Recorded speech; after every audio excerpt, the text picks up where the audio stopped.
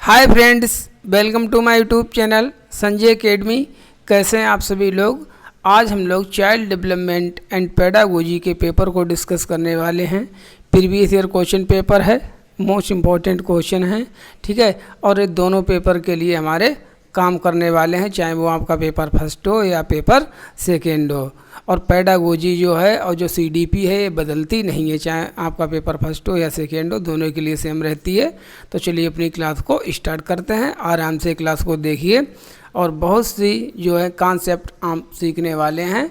और previous year question paper से जो है क्वेश्चन जो है सीटेड में रिपीट हो जाते हैं।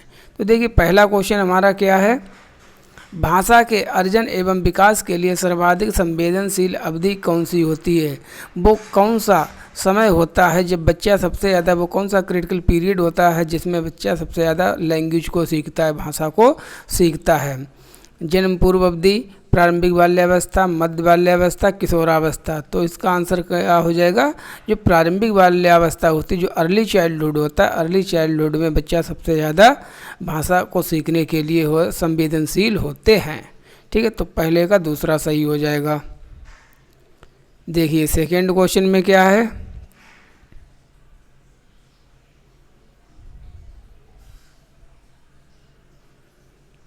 सेकेंड क्वेश्चन है हमारा, निम्नलिखित में से कौन सी लॉरेंस कोहलबर्ग के द्वारा प्रस्तावित नैतिक विकास की एक अवस्था है। प्रसुप्ति अवस्था, ऐसी कोई अवस्था लॉरेंस कोहलबर्ग ने नहीं दी। सामाजिक अनुबंधन से अभिविन्यास, हाँ यही सही है, ये अवस्था दी है। मूर्त संक्रियात्मक अवस्था, ये तो जीन पियाजे जी ने दी है। उद्योग बनाम अधीनस्थ अवस्था, ये भी नहीं है। तो लॉरेंस कोहलबर्ग ने कौन सी अवस्था दी है। देखिए लॉरेंस कोहलबर्ग ने 3 स्तर बताए हैं सीखने, ठीक है, और 6 चरण दिए हैं। 3 स्तर कौन से हैं, ठीक है, प्री कन्वेंशनल, कन्वेंशनल और पोस्ट कन्वेंशनल, ठीक है।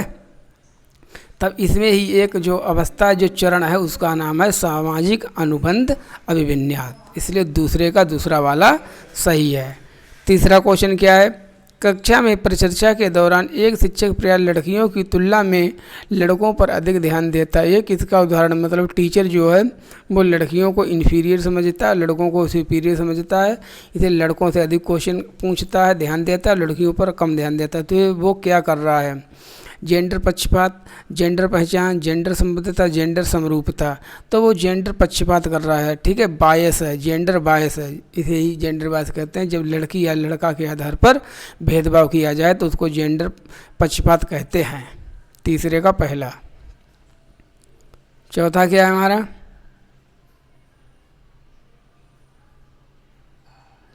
ये चौथा क्वेश्चन है, बच्चों में जेंडर रूढ़िवादिता एवं जेंडर भूमिका अनुरूपता को कम करने के लिए निम्न में से कौन सी पद्धति प्रभावशाली है। मतलब बच्चों में जो रूढ़िवादिता है कि लड़कियां हैं तो ये काम करेंगी, खाना पकाएंगी, घर के अंदर के काम करेंगे, लड़के हैं तो घर के बाहर के काम करेंगे, मर्द के दर्द नहीं होता, इस प्रकार के जो काम हैं, चीज़ें हैं, उनको आप हटाना चाहते हैं, बच्चों की सोच को बदलना चाहते हैं। तो आपको क्या करना चाहिए, जेंडर पक्षपात के बारे में परिचर्चा करनी चाहिए, ठीक है, जेंडर बेस्ड भूमिकाओं को महत्व देना, जेंडर पृथक खेल समूह बनाना, जेंडर पृथक बैठने की व्यवस्था करना कि लड़कियां एक साइड पर बैठेंगी और लड़के एक साइड में बैठेंगे, ठीक है, जैसा क्लासरूम में बैठाया जाता है। तो इसके अनुसार हमको क्या करना चाहिए जेंडर रूढ़िवादिता को दूर करने के लिए। तो इसमें सभी को पता ही है, जैसे पहला है, हमको इस पर चर्चा करनी चाहिए क्लासरूम में, ठीक है, परिचर्चा करनी चाहिए। पांचवा क्वेश्चन, निम्नलिखित में से किस मनोवैज्ञानिक ने बच्चों को ज्ञान के सक्रिय जिज्ञासु, देखिए, ठीक है, सक्रिय जिज्ञासु, एक्टिव क्यूरियोसिटी के रूप में देखते हुए उनके चिंतन पर सामाजिक एवं सांस्कृतिक विषय वस्तुओं को प्रभाव को महत्व दिया है। देखिए इसमें आपको सक्रिय जिज्ञासु देखकर 2 ऑप्शन सही लग रहे होंगे। जे.बी. वाटसन, वे तो व्यवहारवादी हैं, ये तो होंगे ही नहीं, ठीक है। Lev Vygotsky, Jean पियाजे, Lawrence Kohlberg. तो इसमें जो आंसर है आपको वो लग रहे होंगे जीन पियाजे और लेव वाइगोट्स्की में से कौन सा लगाएं। ध्यान दीजिए, दोनों ने बच्चों को सक्रिय माना है, ठीक है, जिज्ञासु भी माना है, लेकिन सामाजिक एवं संस्कृति की जब बात आएगी तब आप इसका जो आंसर है लेव वाइगोट्स्की जी लगाएंगे, ना कि जीन पियाजे। इसीलिए 5वें का हमारा दूसरा सही है। क्वेश्चन नंबर 6 है, जिगसा पहेली को करते समय 5 वर्ष की नजमा स्वयं से कहती है, नीला टुकड़ा कहाँ है, नहीं यह वाला नहीं, गाढ़े रंग वाला, जिससे यह जूता पूरा बन जाएगा। इस प्रकार की वार्ता को वाइगोट्स्की किस तरह संबोधित करते हैं? मतलब एक 5 साल की लड़की है जिसका नाम नजमा है, वो अपने आप खेल रही है, अपने आप स्वयं से बातें कर रही है, कह रही मेरा टुकड़ा कहाँ है, ये वाला नहीं, गाढ़े रंग वाला, जिससे मैं जूता बन जाए, वो खेल रही है। तो इस प्रकार की वार्ता को लेव वाइगोट्स्की जी ने क्या कहा है? व्यक्तिगत वार्ता, जोर से बोलना, पाठ, आत्मकेंद्रित वार्ता। देखिए इसका आंसर जो होगा, वाइगोट्स्की जी नाम दिया है तब हो जाएगा व्यक्तिगत वार्ता की इन्होंने बात की है। अगर वाइगोट्स्की जी पर जीन पियाजे लिखा होता तब इसका आंसर चौथा वाला हो जाता, आत्मकेंद्रित वार्ता। वाइगोट्स्की पूछा इसलिए पहला वाला सही होगा, 6 का पहला। क्वेश्चन नंबर 7, और जूम कर दे जिससे आपको आराम से दिखाई दे जाए। बच्चों को संकेत देना तथा आवश्यकता पड़ने पर सहयोग प्रदान करना। सहयोग देने की बात की जा रही है, ठीक है, मदद करने की बात कही जा रही है। निम्न में से किसका उदाहरण है? प्रबलन, अनुबंधन, मॉडलिंग, पाड़, ढांचा, पाड़ मचान, ढांचा, जो अभी हमने कीवर्ड्स करवाए थे व्हाइट बोर्ड पर, ठीक है, वो आप उसमें जाके देख सकते हैं कि पाड़ क्या होते हैं, ढांचा क्या होता है। फिलहाल इसको इसके फोल्डिंग कहते हैं, ठीक है, इसके फोल्डिंग कहते हैं किसको? पाड़ मचान ढांचा को इसके फोल्डिंग। तो सहयोग देने की बात किसने कही है? लेव वाइगोट्स्की जी ने कही है। भाई बच्चों की सीखने में की गई तो मदद को हम क्या कहते हैं? इसके फोल्डिंग कहते हैं, पाड़ कहते हैं या ढांचा कहते हैं, इसलिए इसका चौथा सही होगा। क्वेश्चन नंबर 8वां देखिए कितना अच्छा है।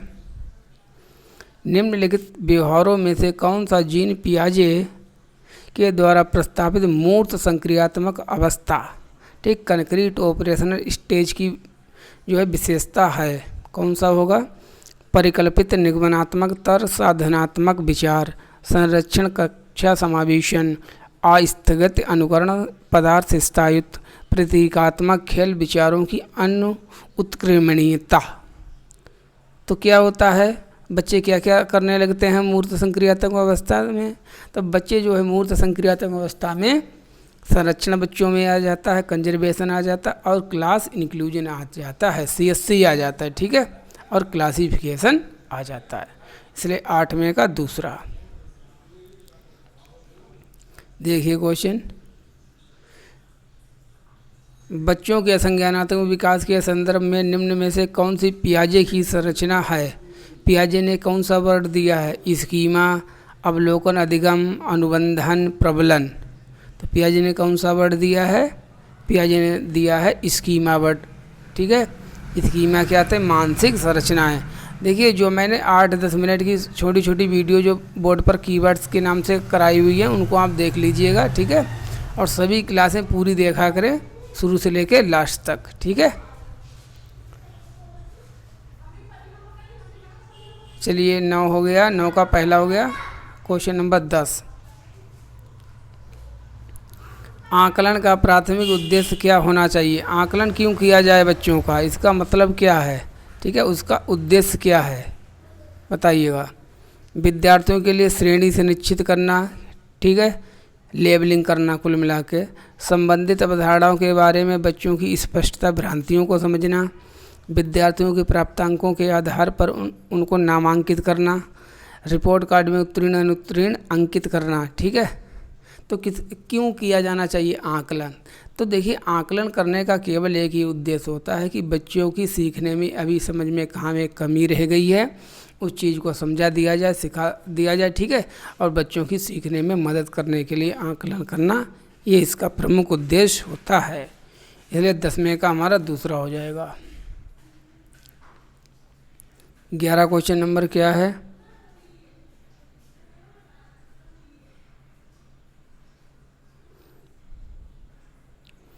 निम्नलिखित में से कौन सा बुद्धि के बारे में सही है? बुद्धि के बारे में बताइए कौन सा सही है। बुद्धि एक निश्चित योग्यता है जो जन्म के समय ही निर्धारित होती है।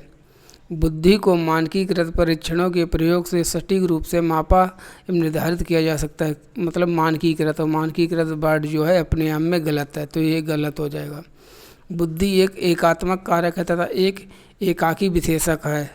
नहीं, बुद्धि एकात्मक नहीं बहुकारक होती है। बुद्धि बहुआयामी तथा जटिल योग्यताओं का समूह है। ठीक है, intelligence is multi dimensional and complex of all abilities, और सभी योग्यताओं का समूह है। ये बात किसने की है? हार्वर्ड गार्डनर ने कही है। इसलिए 11वें का हमारा चौथा वाला सही हो जाएगा बुद्धि के संदर्भ में। क्वेश्चन नंबर 12 है। 12 में क्या है?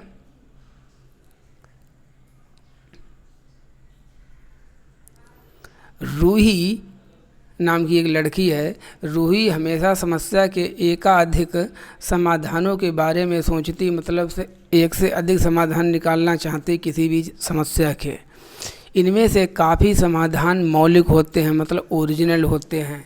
रूही किन गुणों का प्रदर्शन कर रही है? सृजनात्मक विचारक, अभिसारिक विचारक, अनम्य विचारक, आत्म केंद्रित विचारक। तो रूही किस प्रकार के विचार रख रही है?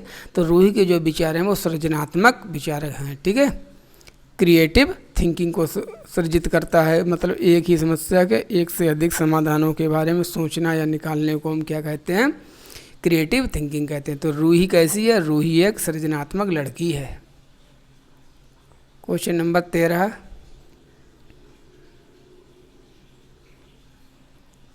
क्वेश्चन नंबर 13 में कहा गया है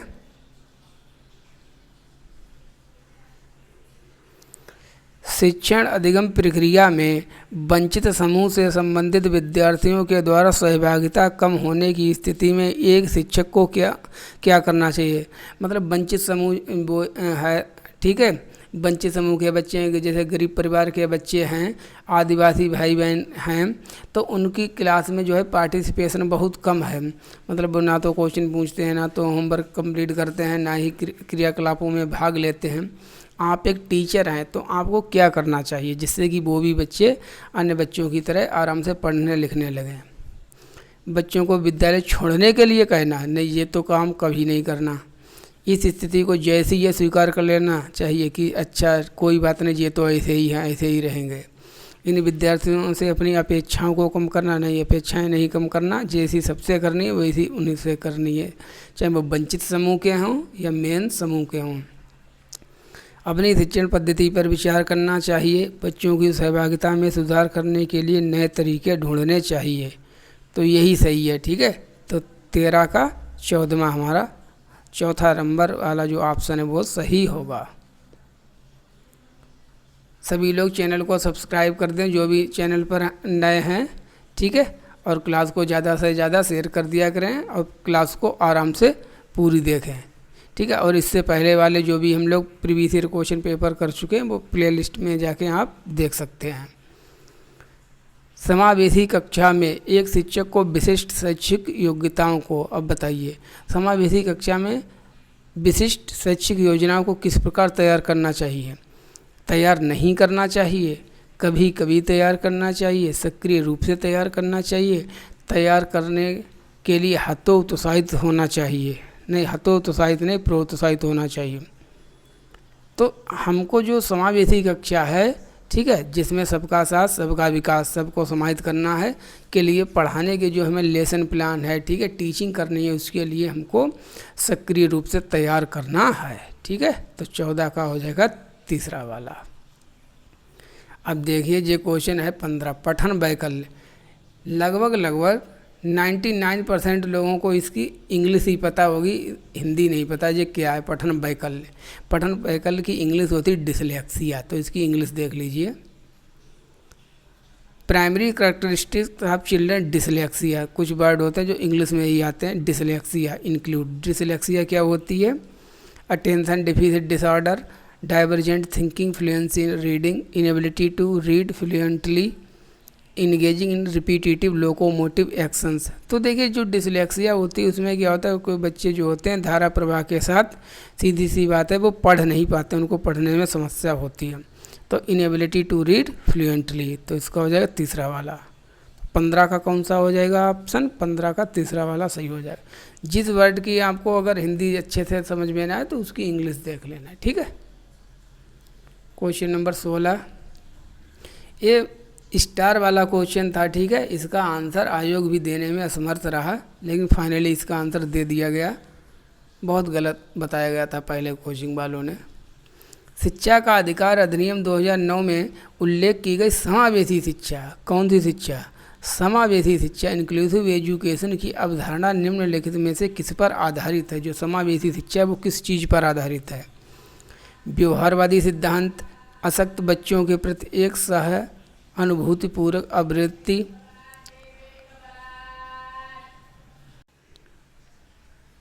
तीसरा इसका क्या है?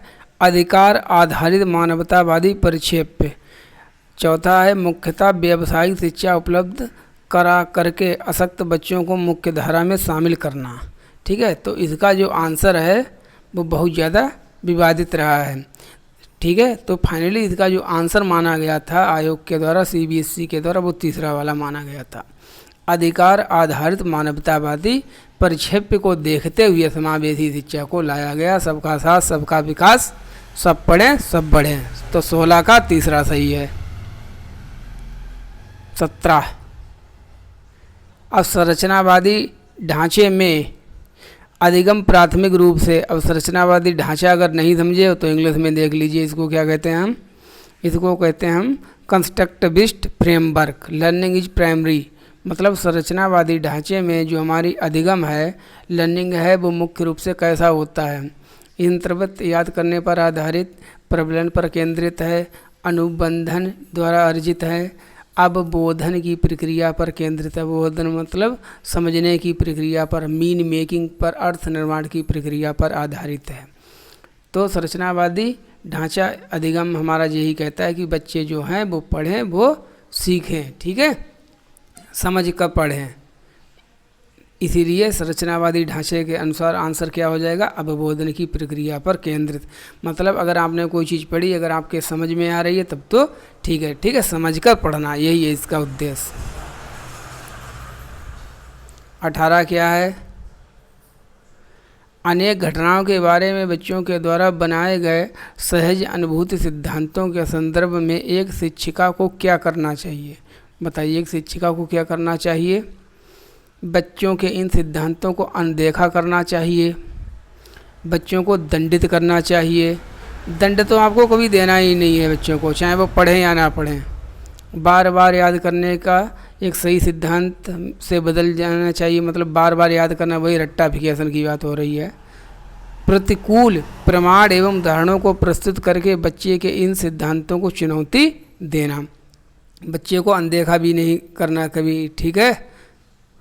तो क्या हमको करना है? हमको चौथा वाला प्रतिकूल प्रमाण, जो भी उसका काउंटर एग्जाम्पल है उसको देकर बच्चे को, हमको उसकी समझ को बढ़ाना है, विकसित करना है, ठीक है, उसका उदाहरण हमको प्रस्तुत करना है।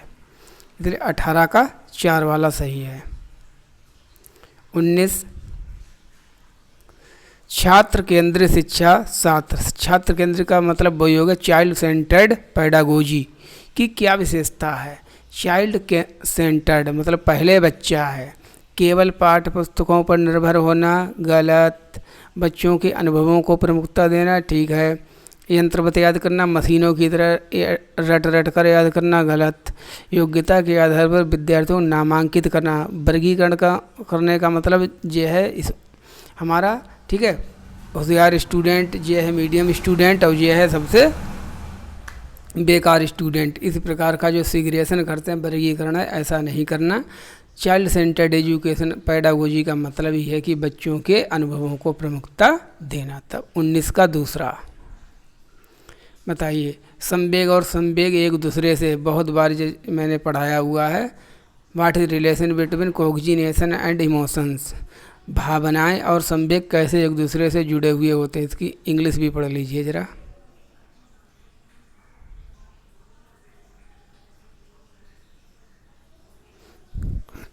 Coordination and emotions are each other completely separate from, independent of, interwoven with, not related to।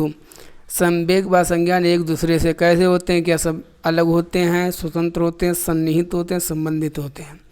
देखिए हमारा जो सीखना है, जैसे इसमें हम सीख रहे हैं, पढ़ रहे हैं, तो हमारे जो संवेग हैं, भावनाएं हैं, देखिए अगर आप खुश हैं तब आप पढ़िए, तब आप अधिक समझ में आएगा, ठीक है, और जल्दी जल्दी चीज़ों को आप पढ़ लेंगे, क्योंकि आपके जो संवेग हैं वो अच्छे हैं, तब आपकी जो है सीखने की क्षमता भी ठीक होगी। अगर मान लीजिए आपके दर्द हो रहा है कहीं पर, ठीक है, उस दिन आपको अगर पढ़ने के लिए बैठा दिया जाए तब आप नहीं पढ़ पाएंगे उसे उतने दिमाग लगा कर, उतने कंसंट्रेट होकर।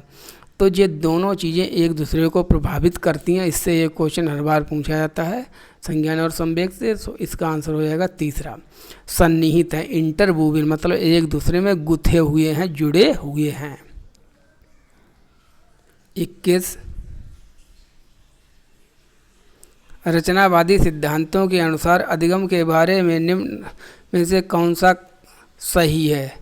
किसके अनुसार? रचनावादी के अनुसार। रचनावादी कौन कौन है? लेव वाइगोट्स्की, जीन पियाजे, जेरोम ब्रूनर, लॉरेंस कोहलबर्ग। अधिगम पुनरुत्पादन एवं स्मरण की प्रक्रिया। पुनरुत्पादन का मतलब जो पढ़ा उसी को रिपीट कर दिया। अधिगम यंत्रवत याद करने की प्रक्रिया है। अधिगम आवृत्तीय संबंधों के द्वारा व्यवहारों का अनुबंधन है, ठीक है। अधिगम सक्रिय विनियोजन के द्वारा ज्ञान संरचना की प्रक्रिया है, ठीक है। Learning is the process of construction of knowledge by active engagement, ठीक है। तो सक्रिय होकर के सीखने की प्रक्रिया है अधिगम, किसके अनुसार? संरचनावादी कंस्ट्रक्टिविस्ट पर्सपेक्टिव के अनुसार। तब इसलिए 21 का 4। 22, विद्यार्थियों को स्पष्ट उदाहरण एवं गैर उदाहरण देने के क्या परिणाम हैं? मतलब एक तो एग्जाम्पल दे दिया, एक उसका जो नॉन एग्जाम्पल है वो हमने दे दिया बच्चों को, अगर हम कोई कॉन्सेप्ट पढ़ा रहे हैं। अवधारणात्मक परिवर्तनों को प्रोत्साहित करने के लिए यह एक प्रभावशाली तरीका है। यह विद्यार्थियों के दिमाग में भ्रांतियाँ उत्पन्न करता है। ये अवधारणा की समझ में अभाव पैदा करता है। ये अवधारणात्मक समझ के बजाय कार्य विधिक प्रक्रियात्मक ज्ञान पर ध्यान केंद्रित करता है। तो देखिए, अगर किसी चीज़ का एक एग्जाम्पल दिया गया, उदाहरण दिया गया, और क्या उसका उदाहरण नहीं है वो दिया गया, तो इससे आपकी जो समझ है वो और ज़्यादा क्लियर हो जाएगी और आपको कंसेप्चुअल क्लैरिटी अधिक हो जाएगी। इसलिए 22 का पहला वाला सही है। 23 में क्या है? बच्चों को अधिगम गतिविधियों में भागीदारी करने के लिए लगातार पुरस्कार देना एवं दंड का प्रयोग करने से क्या प्रभाव पड़ता है? जैसे आपका बच्चा है, आपने कहा बच्चा बेटा ज़रा पानी ले आओ एक गिलास नल से, ठीक है, हम तुमको 2 रुपया देंगे, या तुम दुकान से ये चीज़ ले आओ, हम तुमको 4 ये चीज़ें देंगे, तुम इतनी पढ़ाई कर लो, तुमको साइकिल लेके दे देंगे, ठीक है, या पिटाई करेंगे, कुछ भी कहें। अगर लगातार आप बच्चे को पुरस्कार देते रहेंगे या दंड देते रहेंगे, फिर वो बिना इसके कुछ करेगा ही नहीं। तो ये एक गलत चीज़ होती है, हमको लगातार ऐसा नहीं करना चाहिए। इसका प्रभाव क्या पड़ सकता है? बाहरी अप्रेरणा कम होती है, बाहरी अप्रेरणा बढ़ जाएगी, आंतरिक प्रेरणा बढ़ती है, घटती है। ये बच्चों को प्रदर्शन आधारित लक्ष्यों के बजाय निपुणता पर ध्यान केंद्रित करने के लिए प्रोत्साहित करेगा। अरे निपुणता नहीं, वो तो जुड़ जाएंगे पुरस्कार से कि हमें मिलेगा क्या, अगर हम ये काम करेंगे तो हमें मिलेगा क्या। अधिगम में बच्चों की स्वाभाविक अभिरुचि एवं जिज्ञासा कम हो जाएगी, ठीक है। वो पढ़ना ही नहीं चाहेंगे बिना कुछ कि हमारा मिलेगा, ठीक है, मिलेगा क्या, वो इस प्रकार की बातें करेंगे। इसलिए हमें लगातार पुरस्कार दंड नहीं देना चाहिए बच्चों को। 23 का 4था। क्वेश्चन नंबर 24, निम्नलिखित में से कौन सी प्रथाएं सार्थक अधिगम को बढ़ावा देती हैं? ठीक है, एक्टिव लर्निंग को बढ़ावा कौन कौन सी चीज़ें देती हैं? शारीरिक दंड नहीं, शारीरिक दंड कभी मत देना, तो ये तो गलत हो गया। अच्छा, जब पहला नहीं होगा तो जे ऑप्शन नहीं हो सकता, ठीक है, जे ऑप्शन नहीं हो सकता। 2 बचे अब हमारे पास। निरंतर तुलनात्मक मूल्यांकन, आप बच्चों का कभी भी तुलना मत करना, बच्चों की तुलना नहीं की करनी है, ठीक है, क्योंकि प्रत्येक बच्चा स्वयं में विशिष्ट होता है। तो 24 का चौथा जो है ये भी गलत है, तो चौथा कहाँ जे, तो जे भी गलत हो गया। तब हमारे दूसरा वाला ऑप्शन सही है, सहयोगात्मक अधिगम पर्यावरण, सतत एवं समग्र मूल्यांकन।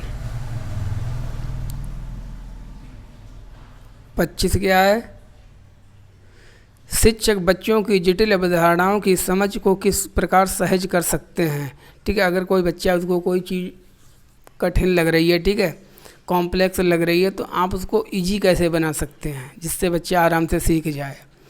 एक व्याख्यान देकर, लेक्चर देकर, प्रतियोगात्मक अवसरों की व्यवस्था करके, बार बार यांत्रिक अभ्यास करा के, वही रटवा कर, अन्वेषण एवं परिचर्चा के लिए अवसर उपलब्ध करा के, आपको सीखने के लिए बच्चों को ज़्यादा से ज़्यादा क्या देने हैं, अवसर देने हैं। तो ठीक है, अगर बच्चे को कोई भी चीज़ समझ में नहीं आती तो आप बार बार उसको सीखने के लिए अवसर दे दीजिए, जिससे वह स्वयं अपने आप चीज़ों को सीख जाएगा। इसलिए 25 का चौथा सही है। 26 क्वेश्चन नंबर क्या है? एक प्राथमिक विद्यालय की अध्यापिका बच्चों को एक प्रभावशाली समस्या समाधानकर्ता बनाने के लिए किस प्रकार से प्रोत्साहित कर सकती है? मतलब एक टीचर है, ठीक है, वो बच्चों को अपने प्रॉब्लम सॉल्वर बनाना चाहती है कि बच्चे जल्दी से जल्दी समस्याओं का समाधान करने लगें, तो उसके लिए उसको क्या करना चाहिए? प्रत्येक छोटे कार्य के लिए भौतिक पुरस्कार मतलब जी चीज़ दे देना, ठीक है, टॉफ़ी खिला देना या पेंसिल वगैरह दे देना, कुछ भी। केवल प्रक्रियात्मक ज्ञान पर महत्व देना, गलत उत्तरों को अस्वीकार करके एवं दंडित करना, दंड तो कभी देना ही नहीं है। बच्चों को सहज अनुभूति अनुमान लगाने के लिए प्रोत्साहित करके तथा उसी पर आधारित विचार मंथन करके, ठीक है, ब्रेन स्टॉर्मिंग करके बच्चों को किसी भी चीज़ पर सोचने के लिए, समझने के लिए अधिक से अधिक अवसर देना, ठीक है, सीखने के लिए प्रोत्साहित करना। इसलिए 26 का 4 सही है। क्वेश्चन नंबर 27 क्या है? निम्नलिखित अवधि में से किस में शारीरिक वृद्धि एवं विकास तीव्र गति से घटित होता है? किस एज में सबसे अधिक जो है फिजिकल डेवलपमेंट, ठीक है, और ग्रोथ होती है? शैशवावस्था एवं प्रारंभिक बाल्यावस्था एवं मध्य बाल्यावस्था एवं किशोरावस्था एवं वयस्कता। तो किस अवस्था में सबसे ज़्यादा बच्चों का शरीर बढ़ता है, ठीक है, और उनका विकास होता है? तो देखिए, जो हमारे बच्चे के जो विकास है, शारीरिक विकास है, सबसे ज़्यादा वो जो शैशवावस्था इसमें बढ़ता है, ठीक है, और शैशवावस्था के बाद प्रारंभिक बाल्यावस्था, इसमें बच्चे का शारीरिक विकास बहुत ज़्यादा तेज़ी से होता है, चाहे फिजिकल डेवलपमेंट हो या मेंटल डेवलपमेंट हो। इसलिए 27 का पहला सही है। 28 का देखिए नकारात्मक क्वेश्चन है। निम्नलिखित में से कौन सा विकास का सिद्धांत नहीं है? 3 सिद्धांत होंगे, एक नहीं होगा। जो नहीं है वो ही सही करो। विकास जीवन पर्यंत होता है, विकास जीवन में चलने वाली प्रक्रिया, सही है। विकास परिवृत्त होता है, विकास अनुवांशिक पर्यावरण दोनों के द्वारा प्रभावित होता है, ये भी सही है। विकास सार्वभौमिक है, सांस्कृतिक संदर्भ से प्रभावित नहीं होता, ठीक है, विकास सार्वभौमिक नहीं होता, विकास संस्कृति और संदर्भ से प्रभावित होता है, ठीक है। ये विकास का सिद्धांत नहीं है, इसलिए चौथा गलत है। तो इसी यही हमारा सही है, जो गलत है वो ही सही है। अब परिवर्त्य है, इसका अर्थ नहीं समझ में आ रहा तो इंग्लिश में देख लीजिए। इंग्लिश में कहते हैं मॉडिफाइएबल। हाँ, विकास को बदला जा सकता है, चेंज किया जा सकता है। हाँ, ये भी सही है। तो जे तीनों सही है, ये चौथा गलत है और जो गलत है वो ही सही है। 28 का 4। 29 व्यक्तिगत विभिन्नताओं का प्राथमिक कारण क्या है? ठीक है, जो इंडिविजुअल डिफरेंसेस होते हैं इनका कारण क्या है? लोगों के द्वारा माता पिता से प्राप्त आनुवंशिक संकेत पद्धति, जन्मजात विशेषताएं, पर्यावरण प्रभाव, आनुवंशिकता एवं पर्यावरण के बीच जटिल पारस्परिक क्रिया। ठीक है, हाँ, जो व्यक्तिगत भिन्नता होती है प्रत्येक बच्चा स्वयं में विशिष्ट होता है, क्योंकि सभी के अपना वंश होता है। ठीक है, सभी के अंदर अपने घर परिवार के गुण होते हैं और पर्यावरण भी सबका अलग अलग होता है, और इन दोनों की अंतःक्रिया के द्वारा ही हमारी जो है पर्सनालिटी विकसित होती है। व्यक्तिगत भिन्नता इसी के कारण उत्पन्न होती है। तो इसलिए 29 का हमारा चौथा सही हो जाएगा। 30 क्या लास्ट क्वेश्चन आज का? निम्नलिखित में से कौन सा द्वितीयक सामाजिकरण एजेंसी का उदाहरण है? देखिए, सामाजिकरण की 2 एजेंसी होती है, प्राथमिक और द्वितीयक। प्राथमिक हमारी हमेशा एक ही रहेगी, परिवार। ठीक है, अगर परिवार नहीं है तब पास पड़ोस लगाना। अब इसमें परिवार को छोड़कर और ढूंढिए। देखो, परिवार तो प्राथमिक हो गई, परिवार प्राथमिक। विद्यालय एवं मीडिया मीडिया एवं पास पड़ोस। देखिए इसमें पास पड़ोस आया है, अगर परिवार नहीं है तो पास पड़ोस हो जाएगा द्वितीयक, अगर परिवार नहीं है तो जो पास पड़ोस वाला भी नहीं होगा, तब इसमें तीसरा सही होगा, विद्यालय एवं मीडिया। ये दूसरी जो है सेकेंडरी एजेंसी है किसकी, सामाजिकरण की। चलिए आज की वीडियो को यहीं पर कंप्लीट करते हैं। Thank you for watching. Please आप लोगों से यही हम कहना चाहेंगे कि चैनल को ज़्यादा से ज़्यादा शेयर करें, ठीक है, और नए हैं तो चैनल को सब्सक्राइब कर लें। Thank you for watching. मिलते हैं नेक्स्ट वीडियो में, और क्लास को लास्ट तक देखा करें और कमेंट सभी लोग कर दिया करें। Thank you.